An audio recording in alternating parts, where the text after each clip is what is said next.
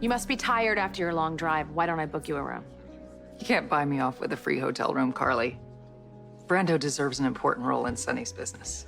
Brando's gifts would be wasted in the coffee business. I'm not talking about the coffee business. Well, that's the only business Sonny has. That's right. And Brando wanted to work in a garage, so Sonny set him up in one of his own. Crumbs. My son deserves better than this. To think of everything he's done for this family. Enough! We are here mourning my father-in-law and your cousin Mike, and that's all we're gonna do. Do you understand? I was just asking a question. Sure you were, Gladys. But you weren't asking for Brando. You were asking for yourself. This is a private event. You weren't invited. Mr. Renault, what brings you here? As I was about to tell your associate, I've come to pay my respects. Oh, that's very kind of you. I'm sure a man as busy as you are probably have other places you need to be. No, nothing that can't wait. I'm truly sorry about your father. I'm afraid I never had the pleasure. Well, not personally, but you did send a representative to greet us in New York. Ain't that right, Jason?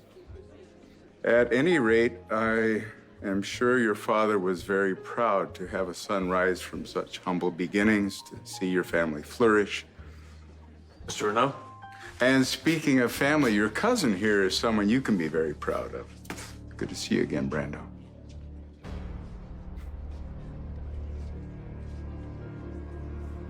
Just admit it, Gladys. You didn't drive all the way here from Bridgeport to pay your respects. You want something. I want what's right for my son. I see what you and Jason have. Is that too much to ask for me and Brando? Don't talk about me and Jason. Jason and I have earned everything that we have, including Sonny's trust.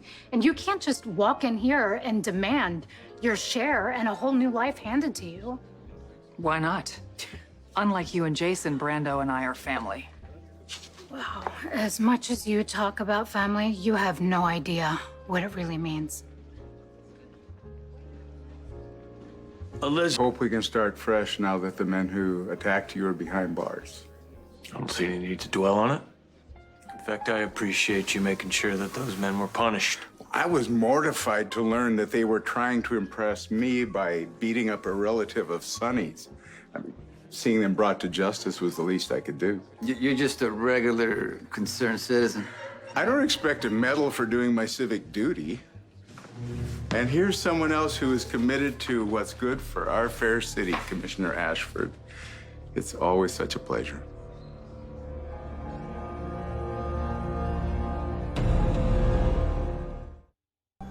This day is all about remembering Mike.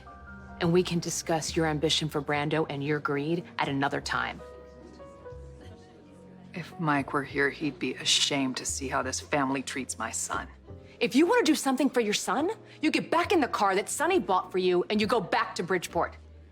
The ATM is closed. Do we understand each other, Gladys? Sonny,